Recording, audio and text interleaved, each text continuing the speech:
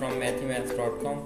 Let's start with question number 16 of exercise number 2.1. The statement of this question is a square plus b square plus 2ab plus 2bc plus 2ca. अब अगर आप इस question को देखें तो आपको यहाँ पे ये पता चल रहा होगा कि ये डायरेक्ट एक स्क्वायर कंप्लीट हो रहा है, यानी ये हमारे पास आ रहा है a square plus b square plus 2ab। तो आप इसके बिल्कुल साथ यहाँ पे देखें जो फार्मूलाज मैं आपको दिखा रहा हूँ कि a square plus b square plus 2ab हो तो इसको हम a plus b whole square लिख सकते हैं। तो यहाँ पे भी हम a square plus b square plus 2ab को हमने a प्लस बी होल का स्क्वायर लिख दिया। अब बाकी रह गए ये दो, इन दोनों में से हम 2c को कॉमन ले सकते हैं क्योंकि यहाँ 2 भी है c भी है, यहाँ 2 भी है और c भी है, तो इन दोनों में से 2c को कॉमन ले लिया।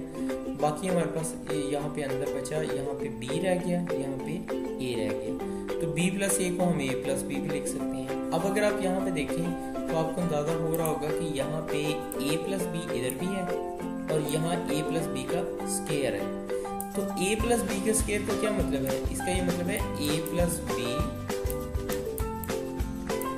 Multiplied by a plus b, यानी ये उसी तरह से है कि अगर x स्क्वायर का मैं देखूं कि x स्क्वायर का क्या मतलब है तो वो x मल्टीप्लाइड बाई x है, तो a प्लस बी सारे का स्क्वायर ये है a plus b into a plus b. तो हम इन दोनों में से यहाँ से भी और यहाँ से भी a प्लस बी को कॉमन ले लेते हैं, तो यहाँ पे हमारे पास बाकी रह जाएगा एक a प्लस बी यहाँ पे रह जाएगा और यहाँ से a प्लस बी निकल गया, बाकी 2c रह गया यहाँ पे। नेक्स्ट ये a प्लस बी यहाँ ऐसे आ गया, यहाँ पे a plus B plus 2c इसके साथ आ जाएगा। इस तरह से ये क्वेश्चन कंप्लीट हो गया। अगर आपको इसमें कोई कंफ्यूजन है या आपको समझ नहीं आ रही तो आप हमसे कांटेक्ट करें। हमारा यूट्यूब चैनल अवेलेबल है, आप उसे सब्सक्राइब करें ताकि हमारे लेटेस्ट वीडियोस और अपडेट्स आपको मिलती रहें। Thanks for watching mathematics.